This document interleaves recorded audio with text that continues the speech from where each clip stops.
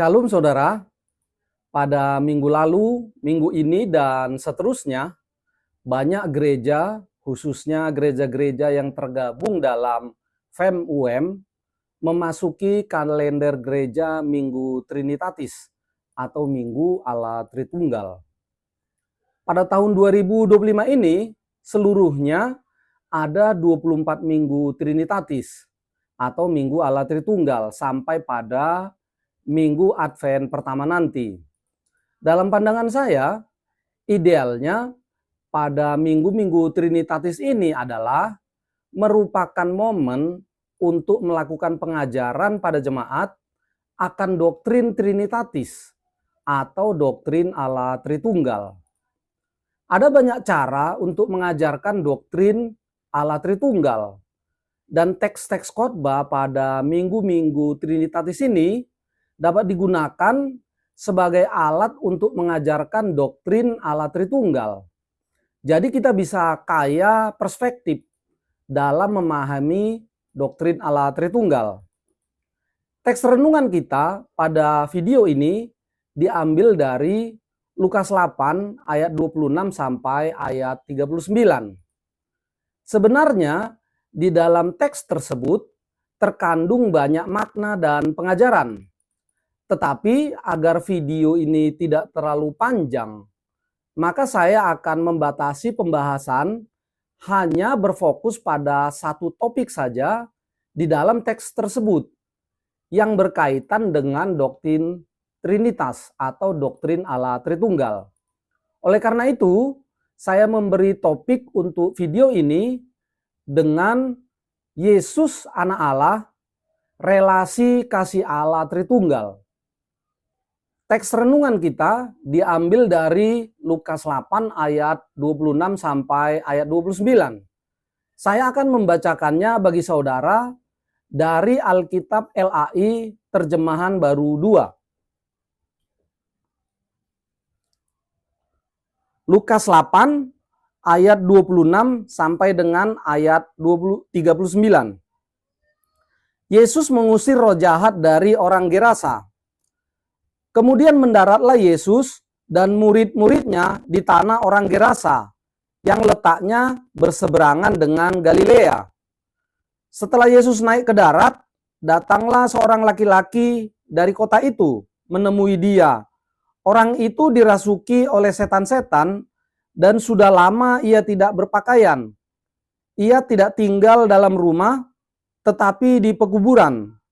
Ketika melihat Yesus, ia berteriak lalu sujud di hadapannya dan berkata dengan suara keras, "Apa urusanmu dengan aku, hai Yesus, Anak Allah yang Maha Tinggi? Aku mohon, janganlah menyiksa aku." Sebelumnya, Yesus pernah memerintahkan roh jahat itu keluar dari orang itu. Roh itu sering menyeret-nyeret dia. Maka untuk menjaganya, tangannya dibelenggu dan kakinya dirantai. Namun, ia memutuskan segala pengikat itu dan ia dihalau oleh setan itu ke tempat-tempat yang terpencil. Yesus bertanya kepadanya, "Siapa namamu?" Jawabnya, "Legion," karena ia kerasukan banyak setan. Setan-setan itu pun memohon kepada Yesus supaya ia jangan memerintahkan mereka masuk ke dalam jurang maut. Di situ ada sekawanan besar babi sedang mencari makan di lereng bukit itu. Lalu setan-setan itu memohon kepada Yesus supaya ia memperkenankan mereka memasuki babi-babi itu. Yesus mengabulkan permohonan mereka. Lalu keluarlah setan-setan itu dari orang itu dan memasuki babi-babi itu.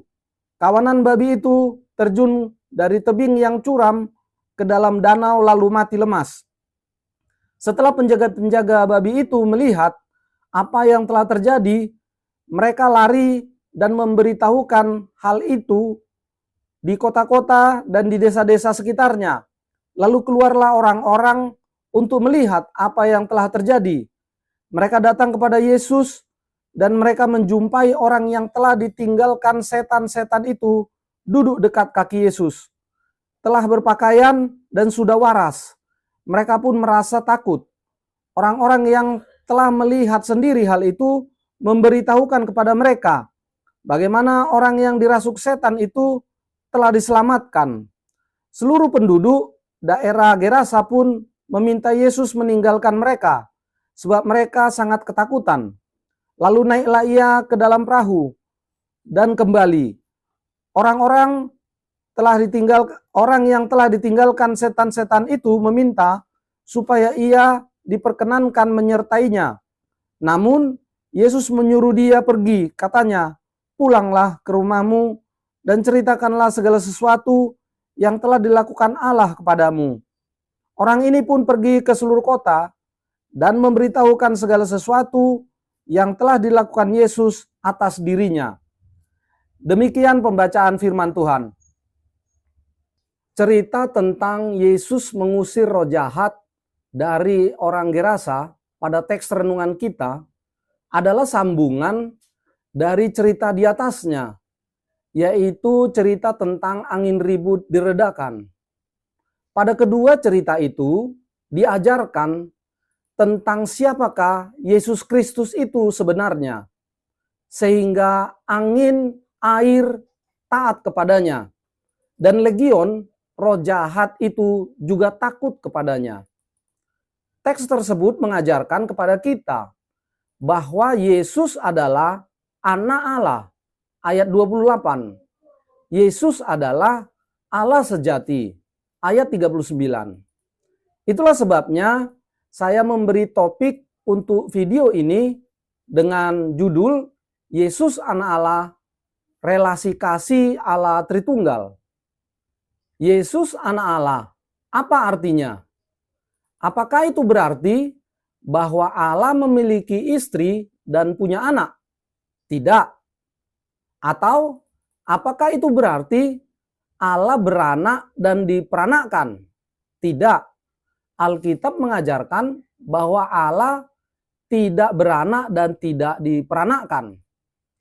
Yesus anak Allah artinya adalah, pertama, dari anak kalimat Yesus anak Allah tergambar akan adanya pluralitas pribadi Allah, yaitu ada pribadi Yesus atau Sang Firman sebagai anak, ada pribadi Allah Bapa sebagai Allah, dan secara otomatis ada pribadi Roh Kudus yang selalu ada bersama-sama dengan Bapa dan anak.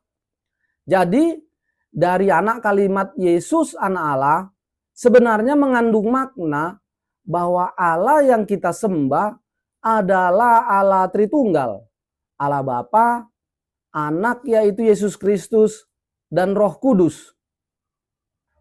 Arti kedua dari Yesus anak Allah adalah kata anak di dalam Yesus anak Allah itu tidak dalam pengertian secara biologis sebagaimana anak bagi manusia. Kata anak di dalam Yesus anak Allah adalah dalam pengertian relasi kasih atau hubungan kasih antara Allah Bapa dengan Sang Anak. Allah Bapa disebut Bapa adalah karena ada anak atau Bapa dalam relasinya dengan Yesus sebagai anak. Tanpa anak, maka Allah Bapa tidak bisa disebut sebagai Bapa.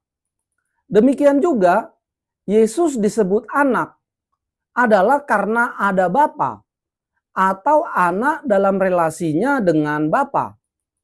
Tanpa Bapa, maka Yesus tidak bisa disebut sebagai anak Allah. Relasi ini adalah relasi kasih antara pribadi-pribadi Allah Tritunggal. Relasi kasih antara Allah Bapa dengan Sang Anak. Antara Sang Anak dengan Allah Bapa yang dicurahkan melalui Roh Kudus. Relasi kasih di mana Sang Anak menyatakan Allah Bapa. Sebagai sebuah relasi kasih, maka relasi pribadi-pribadi Allah Tritunggal bukanlah relasi yang bersifat subordinat atau bukan relasi di mana ada yang di atas dan ada yang di bawah. Mengapa demikian? Yaitu karena hakikat Allah Tritunggal adalah satu, sama, dan setara. Tidak ada subordinasi di dalam hakikat Allah yang seperti itu. Artinya adalah bahwa gelar anak Allah bagi Yesus Kristus atau Sang Firman bukan berarti Yesus Kristus adalah subordinat atau di bawah Allah Bapa. Itulah sebabnya pada teks renungan kita, Yesus berkata kepada orang yang sudah dibebaskan dari kuasa roh jahat itu, "Pulanglah ke rumahmu dan ceritakanlah segala sesuatu yang telah dilakukan Allah kepadamu." Ayat 39. Artinya di sini adalah Yesus menyatakan dengan mulutnya sendiri bahwa ia adalah Tuhan dan Allah sejati, pribadi kedua dari Allah Tritunggal. Apakah gelar anak Allah hanya dikenakan kepada Yesus saja? Di dalam Alkitab, kata anak Allah tidak hanya dikenakan kepada Yesus saja. Para malaikat, bangsa Israel, para raja, dan orang-orang yang percaya kepada Yesus juga disebut sebagai anak Allah. Tetapi pengertian anak bagi Yesus berbeda dengan pengertian anak yang dikenakan kepada para malaikat, pada bangsa Israel, pada para raja, dan kepada orang percaya. Di dalam surat Rasul Yohanes 5 kali memakai gelar anak Allah bagi Yesus dengan cara yang lebih spesifik lagi. Gelar yang hanya boleh dikenakan kepada Yesus Kristus saja, yaitu gelar anak tunggal Allah atau the only begotten son atau monogenes theos. Dinyatakan 4 kali di Injil Yohanes, yaitu Yohanes 1 ayat 14, Yohanes 1 ayat 18, Yohanes 3 ayat 16, Yohanes 3 ayat 18, dan 1 kali dalam surat 1 Yohanes 4 ayat 9.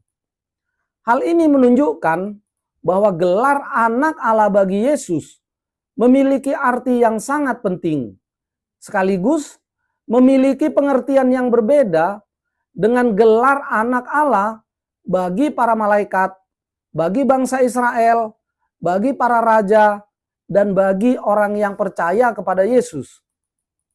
Sejak kapan Yesus memiliki gelar anak Allah?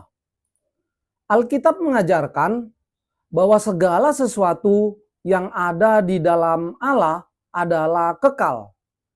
Demikian juga relasi antara Allah Bapa dengan Sang Firman adalah relasi yang kekal.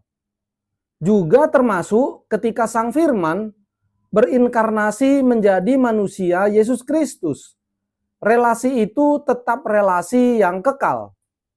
Jadi, baik saat di dalam kekekalan ontologis maupun saat di dunia ini, ketika Sang Firman berinkarnasi menjadi manusia, relasi Yesus dengan Allah Bapa sebagai anak Allah itu adalah relasi yang kekal.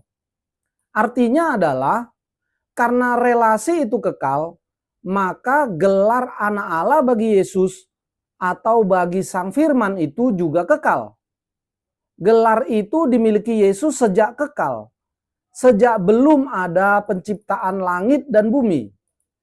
Tidak ada waktu 1 milidetik pun di mana Sang Firman atau Yesus Kristus tidak memiliki gelar anak Allah. Jadi ini bukan gelar yang baru dimiliki Yesus ketika ada di dalam kandungan Maria. Banyak bapak-bapak gereja mendasarkan argumentasinya untuk menjelaskan doktrin Allah Tritunggal dengan menggunakan doktrin kelahiran Sang Anak secara kekal. Bahwa Yesus atau Sang Firman adalah anak Allah sejak kekal. Salah satu contoh bapak gereja tersebut adalah Hilary dari Poitiers dengan bukunya on the Trinity. Kemudian, di dalam gelar Yesus Anak Allah, juga terkandung makna bahwa Yesus adalah Tuhan dan Allah sejati. Yesus sudah ada sejak kekal. Yesus memiliki praeksistensi. Sifat kekal dari gelar Anak Allah bagi Yesus inilah yang membedakannya dengan gelar Anak Allah bagi para malaikat, bagi bangsa Israel, bagi raja-raja, dan bagi orang yang percaya pada Yesus. Yesus adalah Anak Allah sejak kekal. Tetapi kita anak Allah melalui adopsi di dalam Yesus Kristus. Sekedar untuk kita ketahui saja, pemahaman teologi tentang Yesus adalah Anak Allah sejak kekal memang berubah-ubah dalam sejarah kekristenan. Hasil pembacaan total terhadap Alkitab oleh bapak-bapak gereja menyimpulkan bahwa Yesus adalah Anak Allah sejak kekal. Tetapi pada tahun 1950-an muncul beberapa teolog perjanjian baru, baik teolog dari kalangan Injili, dari kalangan Reform, dan yang lainnya. Mereka berpandangan bahwa Yesus bukan Anak Allah sejak kekal. Salah satu teolog besar yang menganut pandangan ini adalah Profesor Wayne Grudem, yang buku Sistematika Teologinya edisi pertama tahun 1994 terjual lebih dari 270.000 eksemplar. Dan buku tersebut dijadikan rujukan di sekolah-sekolah teologi, termasuk di Indonesia. Tetapi pada tahun 2016, Profesor Charles Lee Irons tampil mengemukakan pandangannya yang menyatakan bahwa Yesus adalah Anak Allah sejak kekal, atau the only begotten Son. Pandangannya itu kemudian dibukukan pada tahun 2017 dengan judul A Lexical Defense of the Johannine Only Begotten. Inti argumentasi dari Profesor Charles Lee Irons adalah dari studi kata saja terhadap kata monogenes, anak tunggal Allah, harus disimpulkan bahwa Yesus adalah Anak Allah sejak kekal. Menurutnya, jika Yesus bukan Anak Allah sejak kekal, maka akan mengacaukan arti teks-teks Alkitab lainnya yang menggunakan kata monogenes. Misalnya, teks Yohanes 1 ayat 14, di mana pada teks Yunaninya tidak ada kata anak. Contoh lainnya, teks Yohanes 1 ayat 18. Argumentasi Profesor Charles Lee Irons ini mengubah pandangan banyak teolog yang tadinya berpandangan bahwa Yesus bukanlah Anak Allah sejak kekal, termasuk mengubah pandangan Profesor Wayne Grudem. Pada akhirnya, Profesor Wayne Grudem dengan rendah hati menyatakan kesalahpahamannya tentang kata monogenes atau tentang doktrin Yesus adalah Anak Allah sejak kekal. Dan kemudian Wayne Grudem merevisi buku Sistematika Teologinya untuk menyatakan bahwa Yesus adalah Anak Allah sejak kekal. Buku Wayne Grudem edisi kedua. Apa implikasi dari relasi sebagai anak dan bapa secara kekal ini? Implikasinya adalah, pertama, gelar Yesus Anak Allah mengajarkan bahwa Yesus adalah Tuhan dan Allah sejati. Yesus memiliki praeksistensi. Yesus sudah ada sejak kekal, sebelum ada penciptaan. Implikasi kedua adalah gelar Yesus Anak Allah menyatakan bahwa secara apropriasi Allah Bapa bekerja dan menyatakan diri selalu melalui dan di dalam Sang Anak dan dengan penyertaan dari Roh Kudus.